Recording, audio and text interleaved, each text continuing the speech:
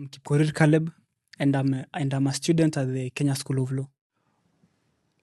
Reading that quote in The Wretched of the Earth is actually a very depressing, but also an inspiring. They were fighting for independence. I know I'm going too far back, but then they knew that the liberty of man is actually a mission that needed to be fulfilled or betrayed. It was right at that particular point of history. Other people discovered liberty, happiness, and protection of personal property. Going forward, at independence, we reach a point whereby we discovered that personal freedom, and we said colonization is an evil to humanity. After that, we now needed to liberate ourselves from our tyrant kings, so enshrined in the constitution. And that was the task of that generation.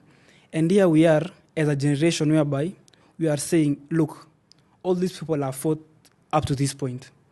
They have secured these rights so that we can have a better society. In other economies, let's say globalization could be a task of a generation. That's why we have Facebook, let's say, across the globe, and even Google. In a futuristic sense, for example, when Elon Musk, I'm quoting white men, Elon Musk goes to, let's say, to the moon or to Mars, it's actually a task of, let's say, this generation. But then, since you are speaking in a Kenyan context, we now have a task of our generation. Is that this is a generation that creates new normals.